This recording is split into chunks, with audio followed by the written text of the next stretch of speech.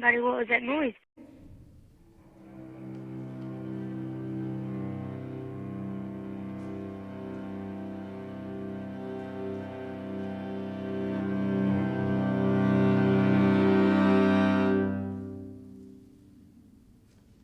Somebody, what was that noise?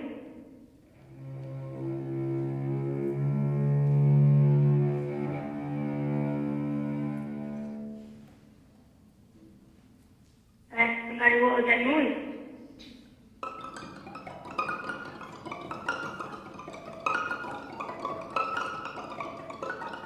It was screaming and running, and I just hear it running.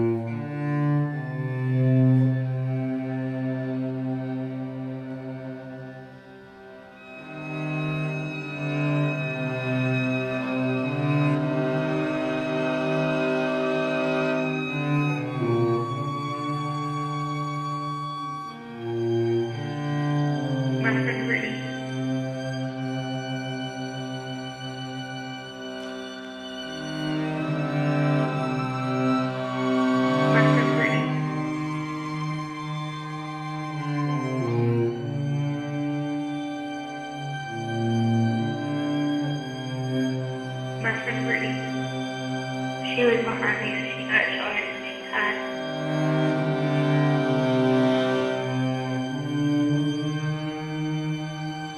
She was behind me and she got shot and she died.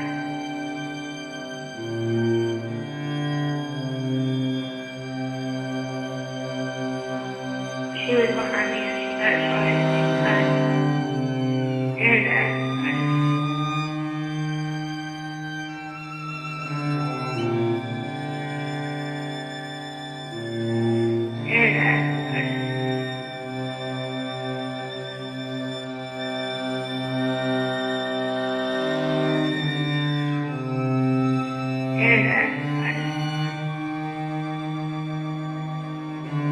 She was right behind me, and the last thing I heard from her was "Get Lydia."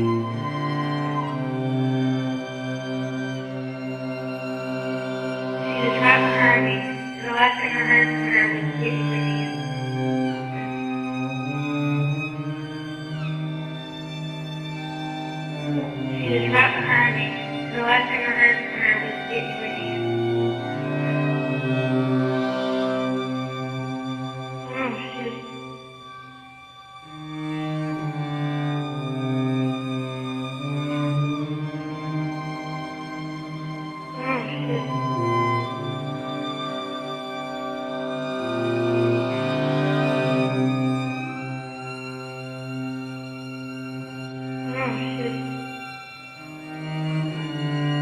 just left him with her. She went into jail.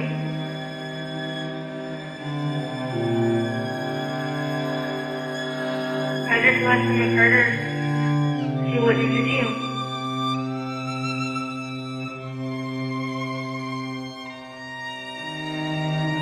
I just left him with her. She went into jail.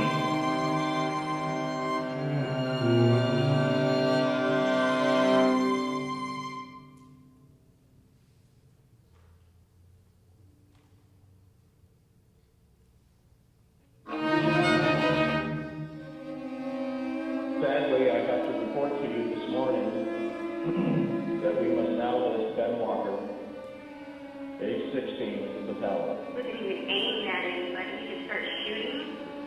One was rendered safe, Kid, typical 15-year-old, and Walker wore a blue baseball cap. Hard to imagine that something could happen again like that. There's something that Thursday morning debates that was always there, reared up, and made itself terribly difficult. Bill and Faith Tinkle were Spanish teachers. You've seen them around the neighborhood, they ride the bus, they were 51 rounds. No place on earth is safe. No place. Sadly, I have to report to you this morning that we must now list Ben Walker. Wasn't even aiming at anybody. He just started shooting. One was rendered safe,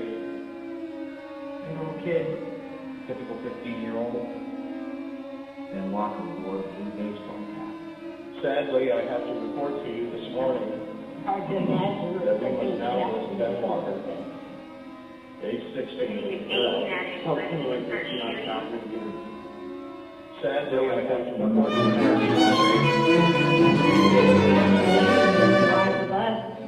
and Walker Wasn't even aiming at anybody. He just started Sadly, shooting. I No have place to on earth is safe. this morning No place. Hard to imagine Wasn't even aiming at anybody. He just started shooting. Weird Wasn't even aiming at anybody. He just started shooting. Sadly, I have to Aiming at Sadly, I have to anybody. report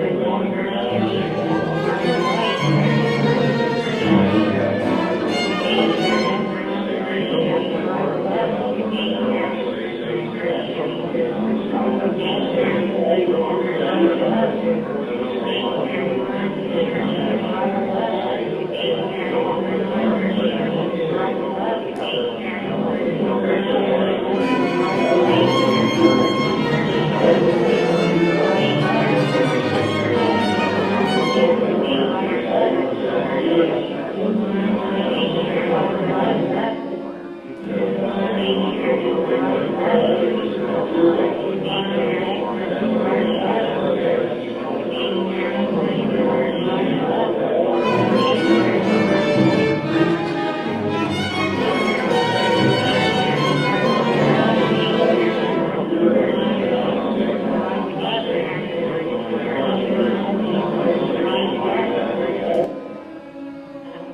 hard to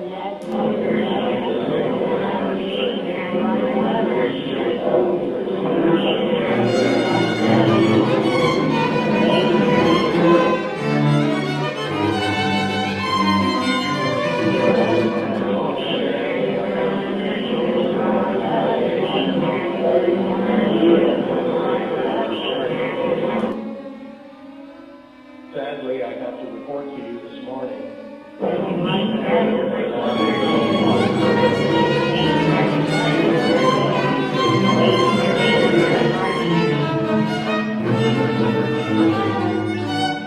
typical 15-year-old.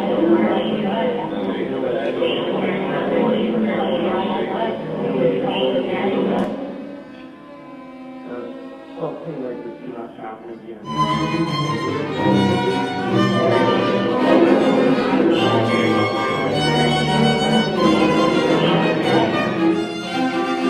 ride the bus, they were 51 rounds. No place on earth is safe.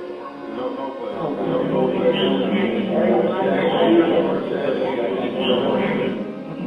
That we must now list Ben Walker.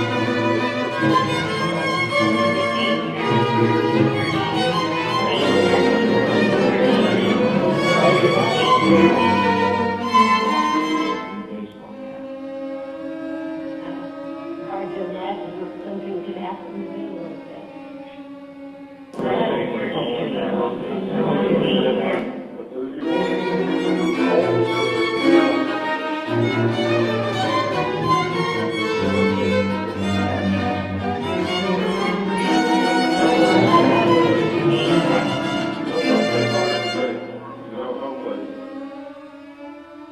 Sadly, I have to report to you this morning that we must now list Ben Walker.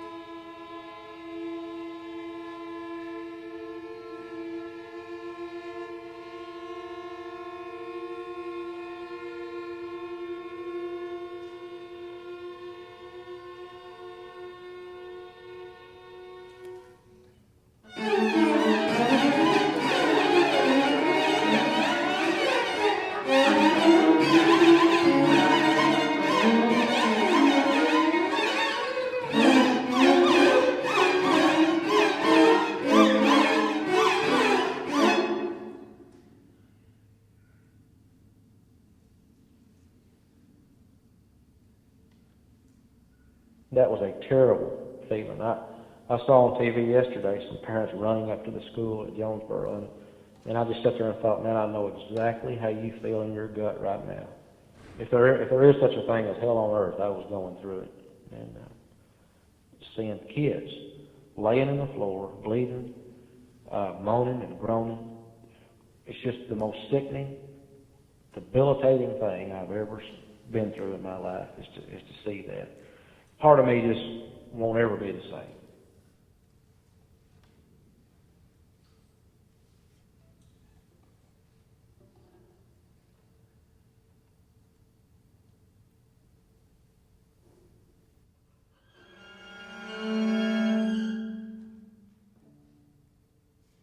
I remember the last time I saw her was Monday afternoon after Spanish class.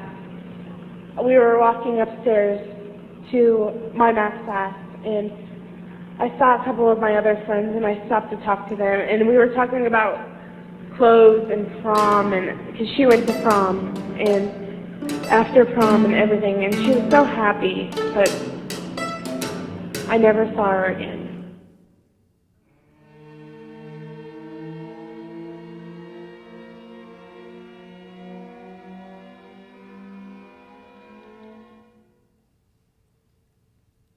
I have weights class first on my list.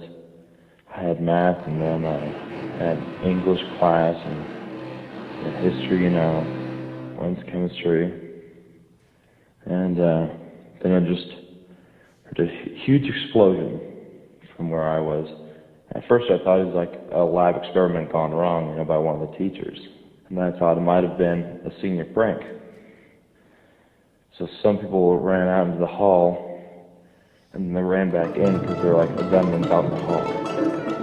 So now 2 rooms kind of like interlocked. There's the computer room right next to the chemistry room. So a lot of people ran into that room and tried to go out those doors. And a gunman was coming down that hallway also. So we were pretty much trapped.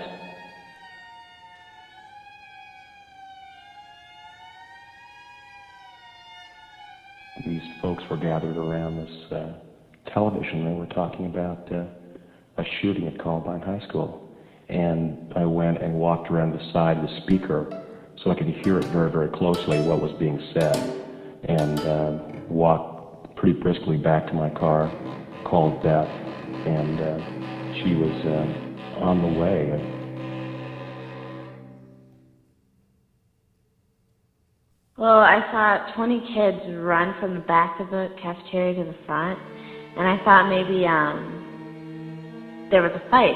And so then a friend drove a teacher me, started and, yelling, "Get down! There's there were guns! 2 Get under the tables." places So where 10 of us parents were or to so come, got and under each table. children would be and brought from the school to waited, these 2 and we areas. heard gunshots. And Alex went to one, which was the and then public laughter. library very close to the high school.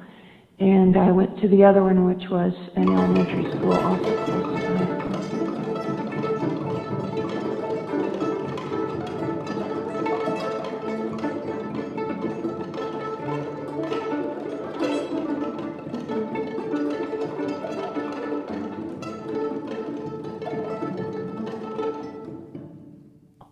There are always these constant things that kept on happening, like, in the far corner, a light kept on flickering on and off, and we were wondering if the gunman could be in the premises, and we were kind of paranoid, and bells were going, like the fire alarm bell and the school bell that just kept on going, and just added to the fear, and we were in there for a long time, and we talked. This person would say, "Are you doing okay? Can I do anything for you?" And we're going to get out of this.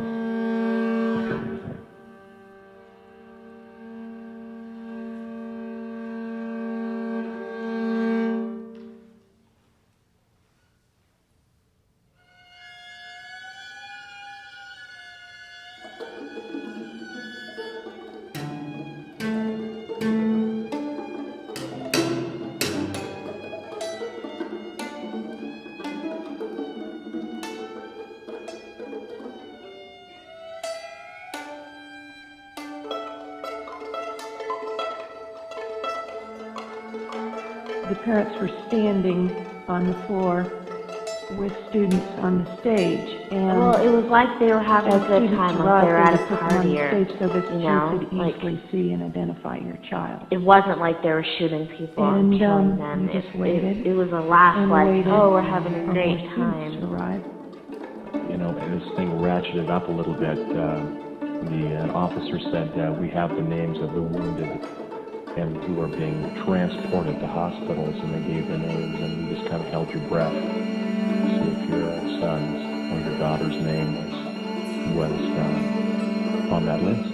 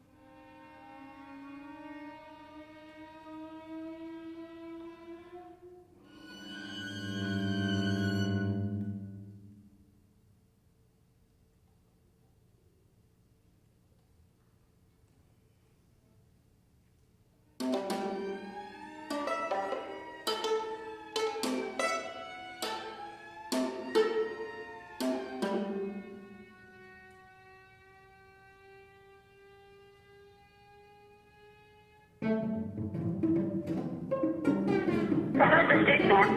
I do not know who the thief is. Okay. I saw a thief outside. I was in home alone outside. Okay. I was on hold. I apologize. What's going on outside? SWAT team member basically instructed me about a little bell. There was a desk, table chairs for here, and that's what I found. At that point, I found the girl on the other side, on the head turned away from me. I went up to her and I gave her a hug, and she looked at me and she was like, and my heart I couldn't breathe. So I called on the radio. Oh, I tried terribly. I mean, it wasn't too bad, but I was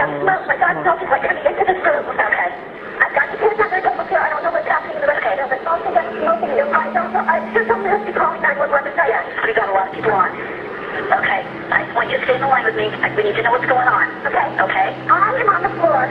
Okay. You got the kids there? Sorry. Can I try? What are you doing in the library? On the floor! You gotta stay on the floor! Is there any way you can lock the doors? Focus on the engine out there. I'm gonna look at it. The guy is right outside the library door. Okay? I don't think I'm gonna go out there. Okay? You're gonna go with my name. I got to make sure. Okay, where are you? Okay? Right after the door. You check the door. Okay? I've got the kids on the floor. We have paramedics, we have fire, and we have police on route.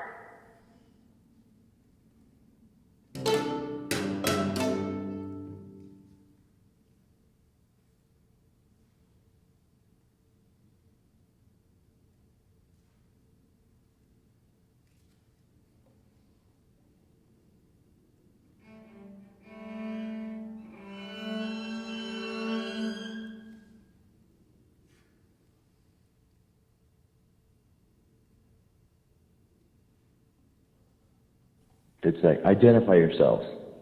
And we're like, we're Columbine students.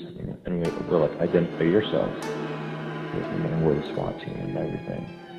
And so we had to open the door, but it was really scary because they made us put our hands in the air and then put it behind our heads, kneel down, and back out of the room very slowly.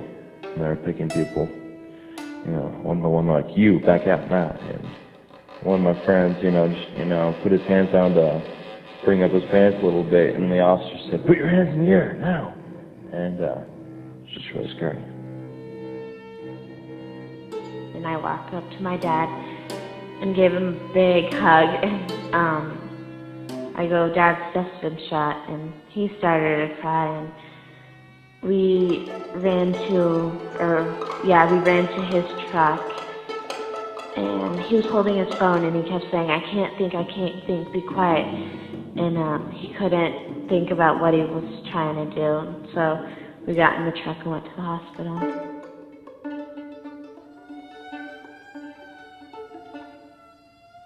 School books out, chairs set up in front of computers. Those computers were still on. I noticed in particular there was a seat in front of a computer and a body that was lying down to the side that appeared almost as if he had been sitting at the computer doing the work and been shot as that was happening. But the computer itself was completely intact, and the screen was still up, and I remember the Windows 95 screen up there, so that if I had been so inclined, I could have clicked on it and opened up a program.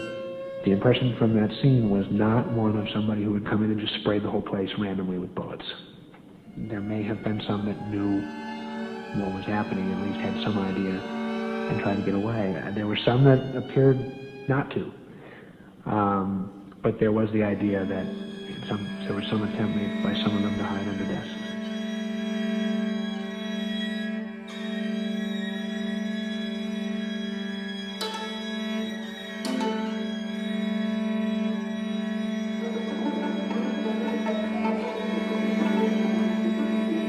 It was very hard to see the parents standing out and knowing that the ones left there, it was becoming very, very serious. You just felt so badly being able to leave and go home and leaving the seemingly few parents who were still in the gym. That was a sense that, oh dear. Well, I heard popping noises and like exploding noises, and I thought it was like a lab blowing up, and they were just, making sure that no one got hurt or firecracker. Suddenly, you just realize you're so hungry. And the kids had not had lunch because this was during the first lunch period, and if you weren't in there, you went through this and hadn't had lunch either, so we ordered pizzas. But yeah, you do suddenly realize you're very hungry.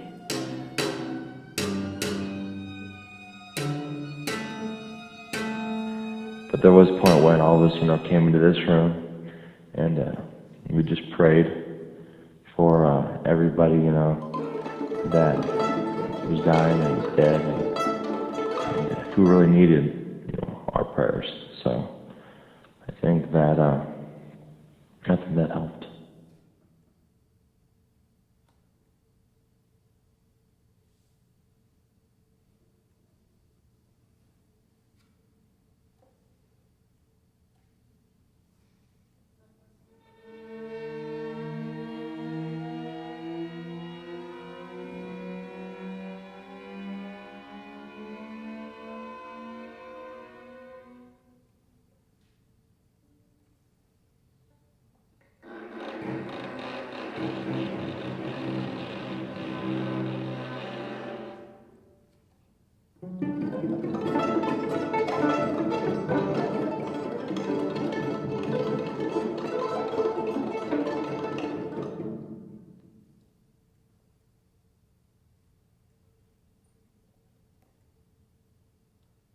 And then I felt like something exploded in my foot. And I still thought maybe it was a firecracker hit me or something like that.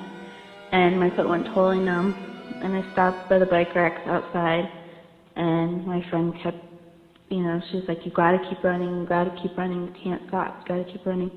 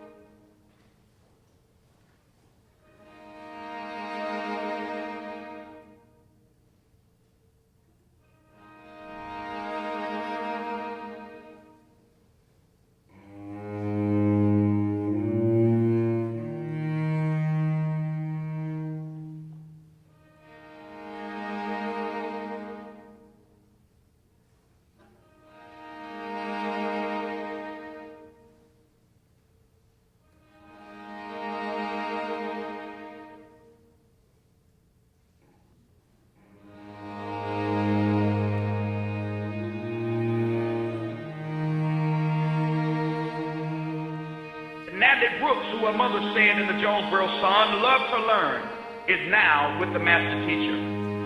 Paige Herring, who teaches at fellow students called the Peacemaker, is now with the Prince of Peace. Stephanie Johnson's mother said of her daughter that she shined as bright as her favorite color. Well, Stephanie is now with the Bright and Morning Star. Whitney Bonner's mother, Suzanne, said her daughter loved older people. Well, now she can talk to Methuselah, who was 969 years old when he died.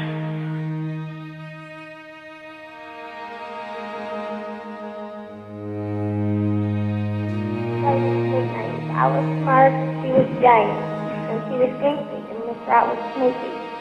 Sounds like a fun class. Oh, it was. It was always smiles, she was sweet, she was happy. Like a wheel, and when the kids would spin the wheel, and she could have a candy, or cordless phones and stuff. It was great.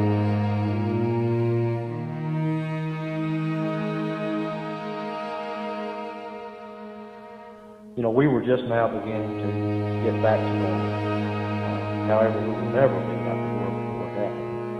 But I just got a real sick feeling. The first thought that came to my mind is what is the impact, what is going on with our kids.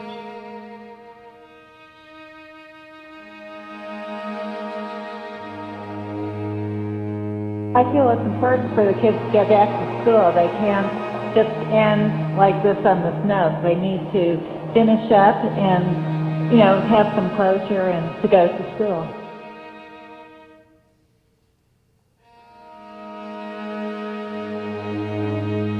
It upsets me that Joe would do such a thing like this because, he's always talked big, but he's never really done anything.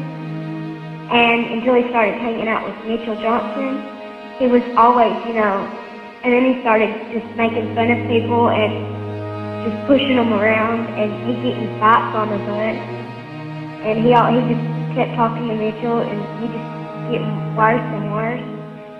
And then, until this happened.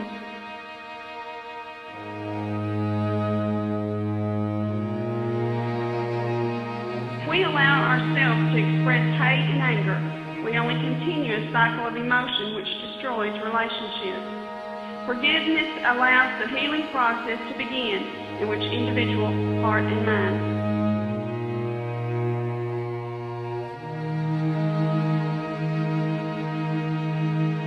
There's some togetherness in this community that may not be found in other communities, but we want everybody, since this situation's gone worldwide, we want the whole world to know that this community is still close.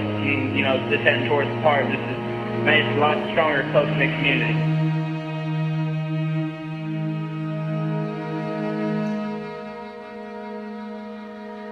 I'm a lot more scared about what's going to happen when we go to school. My mother won't even watch the news or anything that's going on because she's too scared. She's had a nightmare, and I've had a nightmare. And it's just scary.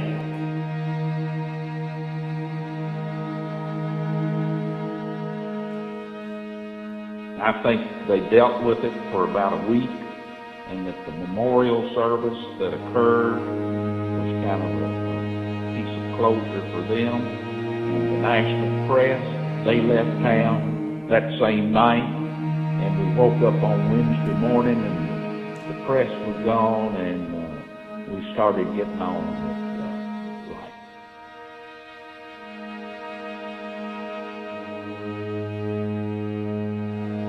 She would always come over to my house, and I'd go over to her house. And she had a lot of dogs, and I like dogs, so we played with the dogs a lot. And, we were just really good friends.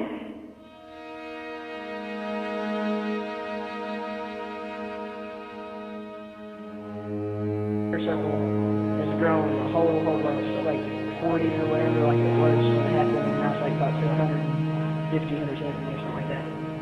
Our school was like a lot more spiritual than it was.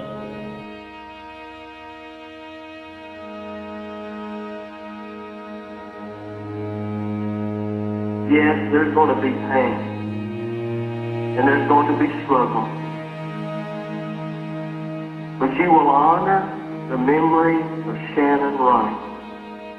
If you enter that classroom on Monday morning with a reaffirmed passion to teach and to be the teacher you have been called to be.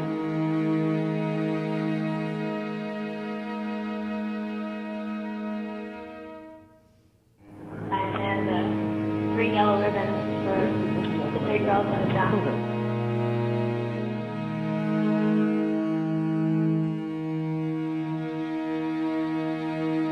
As hard as it is, I think they should have been here. The 2 killers died with the rest, and not that I mourn them more than the others or less than the others, but it's representative of what happened here.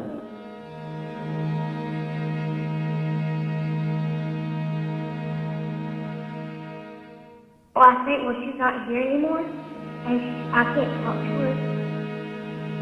And, you know, I know she'll always be with me, but what Drew and Mitchell did, I won't ever get to see her talk to me again.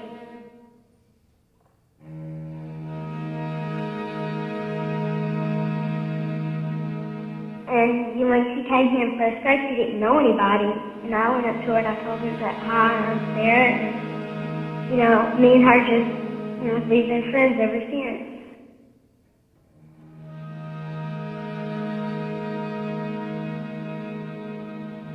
None of us is ever going to forget this. It's impossible. No one will ever forget it. I'm just sad it takes something like this to bring a town together.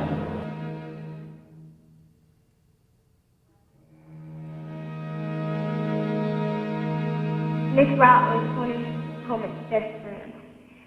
And a lot of my friends couldn't go back in that room today because it brought back too many memories.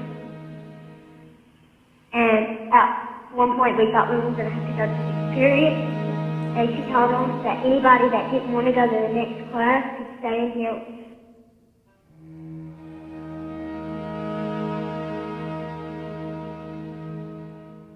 Ben was always ready to hear a good joke, and as his grandmother put it, he always had that mischievous sparkle in his eye.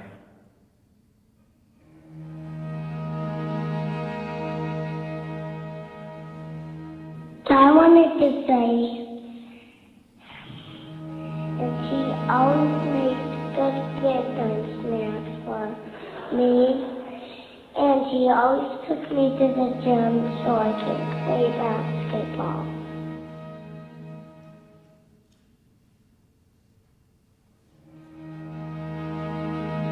One of the kids that got killed was my cousin, Casey.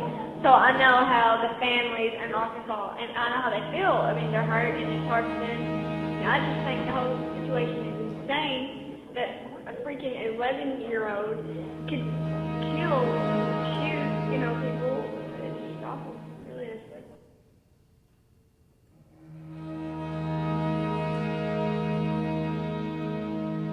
It just wanted to make me break and just be like, you know, I'm never going to see Matt again. I'm never going to see Rachel again. I'm not going to see Dan again. It just was running through my mind because these kids were in my classes, and it just, that's what made me want to cry. And a lot of people had on their cheery faces, but, you know, there's a lot of them who are just dealing with it differently, so.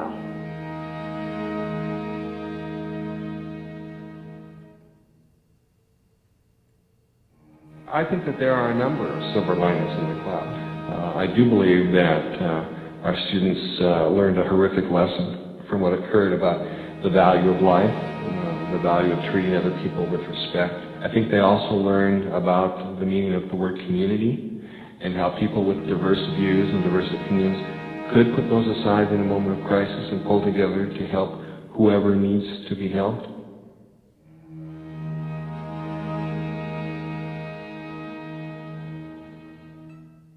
He loved everybody so very much, and it didn't matter if you had 100% in his class or 0%. He loved you, and he would try and do everything he could to help you.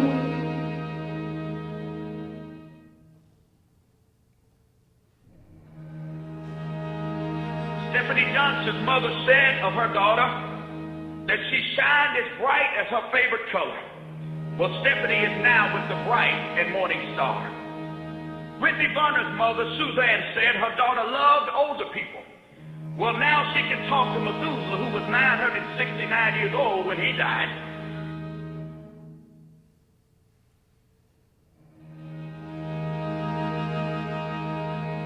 I'm so sorry that you died. My dog died too, and now your family is sad, and I am too. I know now that you will have a good time with God, and He will take care of you, and He will make you a home. And He will be your Father and will love you. A lot of kisses. And then there's hearts and X's and zeros.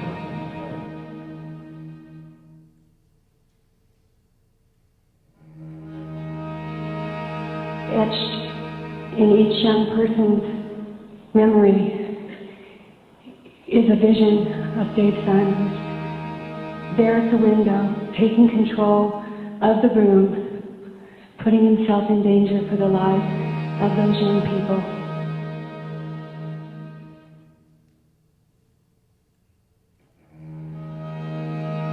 At first I didn't want to. I thought it was pretty crazy we're going back so early, but I think even though it's 9 days, I think it'd still be good to go back. It's really nice to see all your friends, and it really helps, I think.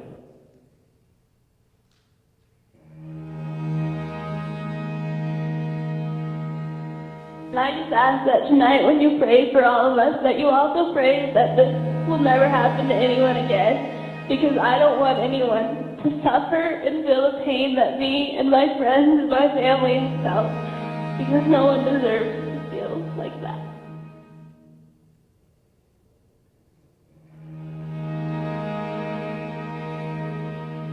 Paige Herring, who teaches at fellow students called the Peacemaker, is now with the Prince of Peace.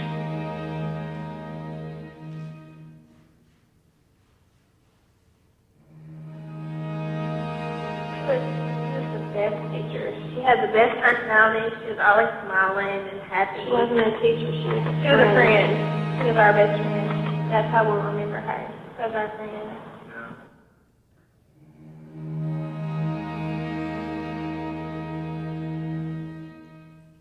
People were just devastated.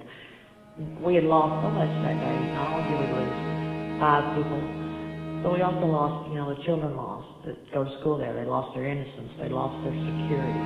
Because now, as a mother who's been there, you can almost send your child back to school with the same secure feeling that you did once before.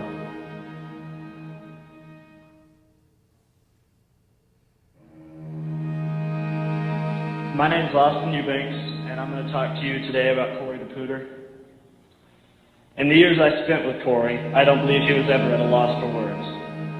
The two of us could talk for hours about nothing at all, and then try to figure out why we were talking about what we were.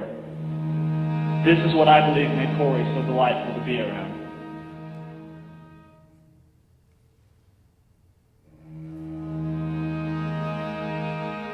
Coach Sanders, I love you, and I will miss you.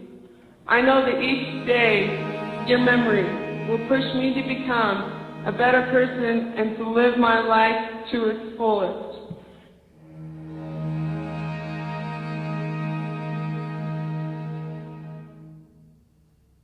She doesn't talk to me much about it. I've had a couple of her friends tell me that she's told them that she don't talk to me because she don't want to hurt me.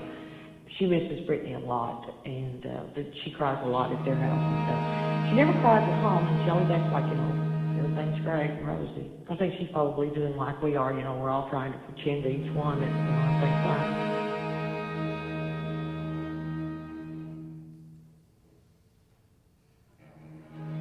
I ain't feeling that because I was getting sleep, but then I woke up in the middle of the night and all I could hear was screams.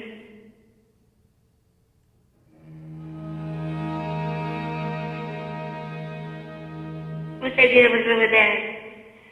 If I had to forgive them, I would, because they killed a teacher and 4 girls, and they injured me and my friends, and they broke a lot of people's hearts.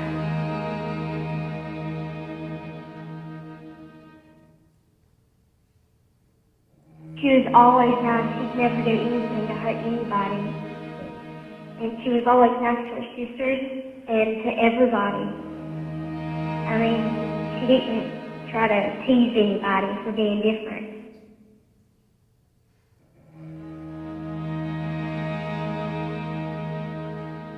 Hi, my name is Matt House, and Dan Rohrbaugh was my best friend. Dan had one girlfriend. She was special to him, his world at the time. I remember sitting in his backyard just talking about her and how lucky he was. What can I say? I was jealous. He had a girlfriend and I didn't. That girl was Dan's one and only girlfriend he ever had. I also remember walking around the neighborhood smoking his stepdad's cigar. Took the last match in the book to light that thing. After carrying it around for a while, my brother and his friend drive up next to us. They see smoke coming from our hands while we were trying to hide it. We never did get caught.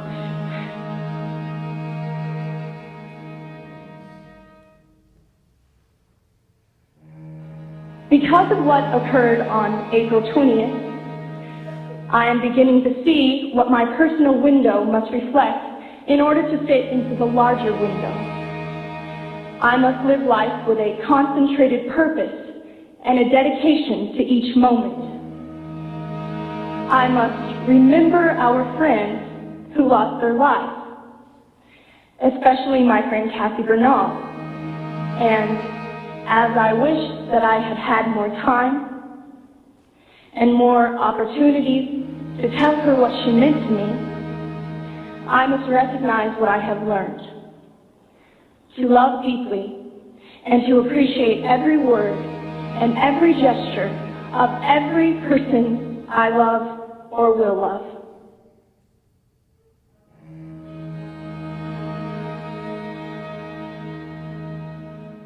Isaiah was introduced to us by Coach Larry my junior year of football, and it was amazing to me. Probably possibly the smallest I've ever seen in my life. He stood about 4'8", 4'9", weighed about $105, but he was small in stature and a giant at heart. And his dad even teased about saying that Isaiah's heart was bigger than his body.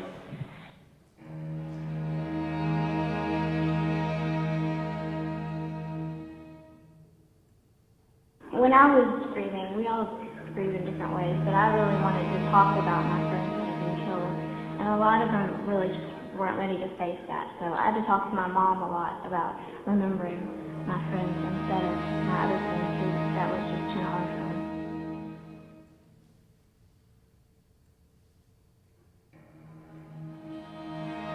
I just hope that as we move to forgiveness that we can give each other permission to continue to feel sad, to feel angry, but not use that anger in a vengeful way to be destructive, which is what we're all saddened by in the first place.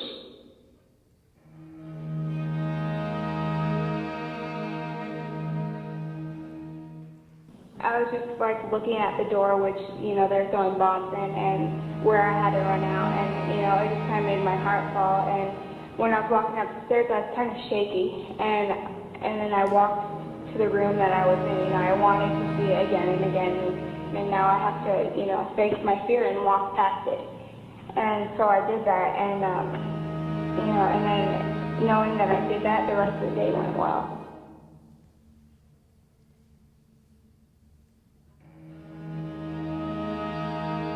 This is one of the worst things that's ever happened.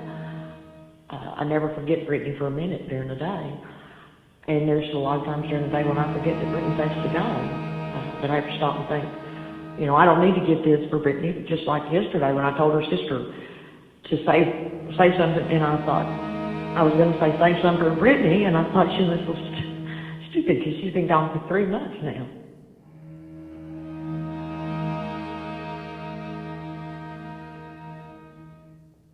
Our faith tells us that for Isaiah, life has not ended. It has only changed. As long as we keep Isaiah in our hearts, he will never really be gone from us.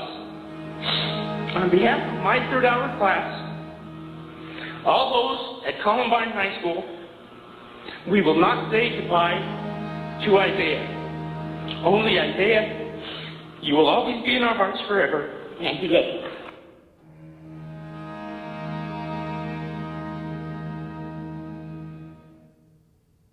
I've personally had trouble understanding how any of this could be part of God's plan, except for the part that involves Dave. I truly believe that God also recognized the goodness in Dave, and when he needed him the most, he put Dave in that dangerous situation because he knew he would save the children. He put his trust in the safety of our children in Dave's hands.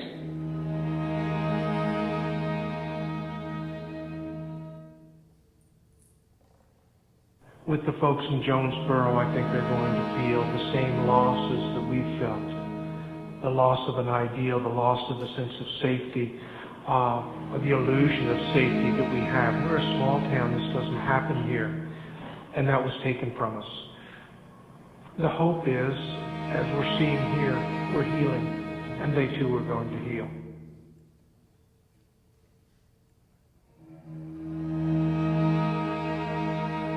I can understand his rage.